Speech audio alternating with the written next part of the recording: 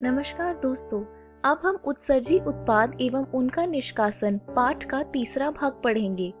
इस वीडियो में हम पढ़ेंगे वृक्क क्रियाओं का नियमन, मूत्रण, उत्सर्जन में अन्य अंगों की भूमिका और वृक्क विकृतियां। वृक्क क्रियाओं का नियमन। वृक्कों की क्रियाविधि का नियंत्रण और नियमन हाइपोथैलेमस के हार्मोन की पुनर्भरण क्रियाविधि, सानिध्य कुछ उपकरण जेजीए और कुछ सीमा तक हृदय द्वारा होता है। शरीर में उपस्थित परासरण ग्राहियां रक्त आयतन या शरीर तरल आयतन और आयनी सांद्रण में बदलाव द्वारा सक्रिय होता है। शरीर से मूत्र द्वारा जल का अत्यधिक ह्रास इन ग्राहियों को सक्रिय करता है, जिससे हाइपोथैलेमस प्रतिमूत्रल हार्मोन यानी एंटी डायोरेटिक हार्मोन एडीएच और न्यूरोहाइपोफाइसिस को वेसोप्रेसिन के स्राव हेतु प्रेरित करता है। एडीएच नलिका के अंतिम भाग में जल के पुनरावशोषण को सुगम बनाता है और मूत्रलता को रोकता है। शरीर तरल के आयतन में वृद्धि परासरण ग्राहियों को निष्क्रिय कर देता है और पुनर्भरण को पूरा करने के लिए एडीएच के स्रवण में निरोध करती है। एडीएच वृक्क को कार्यों को रक्त वाहिनियों पर संकुचनीय प्रभावों द्वारा प्रभावित किया जाता है। इससे रक्तदाब बढ़ जाता है। रक्तदाब बढ़ जाने से गुच्छ प्रवाह बढ़ जाता है और इससे जीएफआर बढ़ जाता है।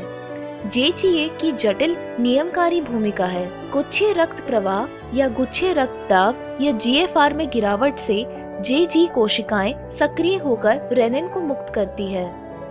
रेनिन रक्त में उपस्थित एंजियोटेंसिन को एंजियोटेंसिन 1 और बाद में एंजियोटेंसिन द्वितीय में बदल देती है। एंजियोटेंसिन द्वितीय एक प्रभावकारी वाहिकी संकीर्णक है जो गुच्छीय रुधिर दाब तथा जीएफआर को बढ़ा देती है। एंजियोटेंसिन द्वितीय आदि वृक्क वल्कुट को एल्डोस्टेरॉन हार्मोन स्रवण के लिए प्रेरित करता है। एल्डोस्टेरॉन के कारण नलिका के दूरस्थ भाग में सोडियम आयन तथा जल का पुनरावशोषण होता है। इससे भी रक्तदाब तथा जीएफआर में वृद्धि होती है। यह जटिल क्रियाविधि रेनिन एंजियोटेंसिन क्रियाविधि कहलाती है। हृदय के अलिंदों में अधिक रुधिर के बहाव से अलिंदीय नाट्रियोरेटिक कारक एएनएफ स्रावित होता है। एएनएफ से वाहिकी विस्फारण होता है, जिससे रक्तदाब कम हो जाता है। इस प्रकार से एएनएफ क्रियाविधि रेनिन एंजियोटेंसिन क्रियाविधि पर नियंत्रक का काम करती है। मूत्रण। वृक्क द्वारा निर्मित मूत्र अंत में मूत्राशय में जाता है और केंद्रीय तंत्रिका तंत्र द्वारा एकिच संकेत दिए जाने की संग्रहित करता है। मूत्राशय में मूत्र भर जाने पर उसके फैलने के फलस्वरूप यह संकेत उत्पन्न होता है।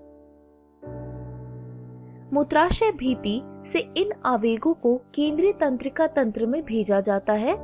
केंद्रीय तंत्रिका तंत्र से मूत्राशय की चिकनी पेशियों के संकुचन तथा मूत्राशय अवरोधिनी के शिथिलन हेतु एक प्रेरक संदेश जाता है, जिससे मूत्र का उत्सर्जन होता है।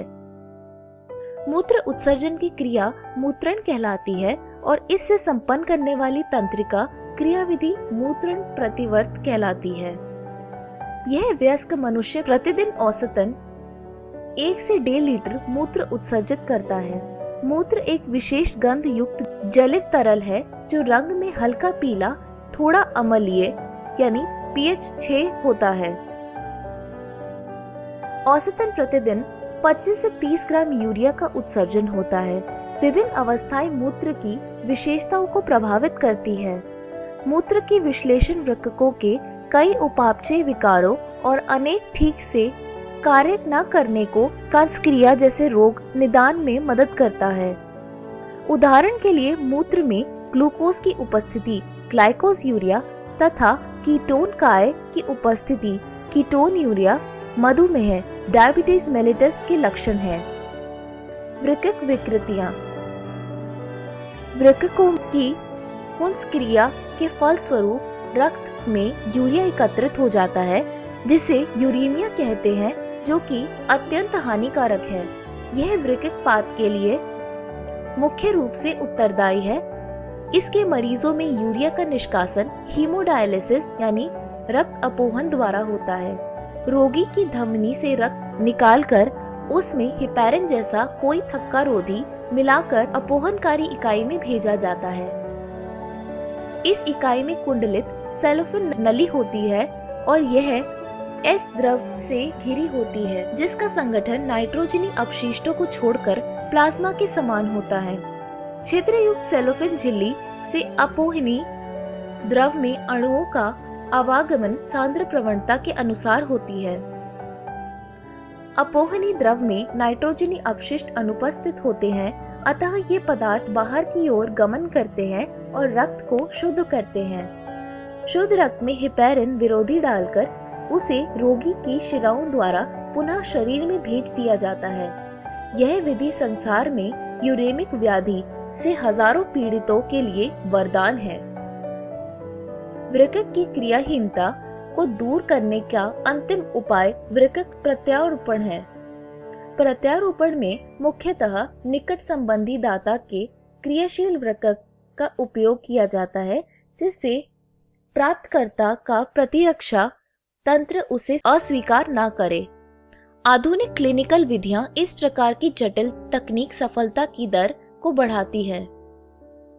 रीनल कैल्कुलाई वृक्क में बनी पत्थरी या अघुलनशील क्रिस्टलित लवण के पिंड जैसे ऑक्सिलेट आदि। ग्लोमेरुलोनेफ्राइटिस यानी गुच्छ शोथ वृक्क के गुच्छ शोथ की प्रदाहकता। इस वीडियो में हमने सीखा वृक्क क्रियाओं का नियमन, मूत्रण, उत्सर्जन में अन्य अंगों की भूमिका और वृक्क विकृतियां। और इस तरह हमारा यह पाठ समाप्त होता है। धन्यवाद।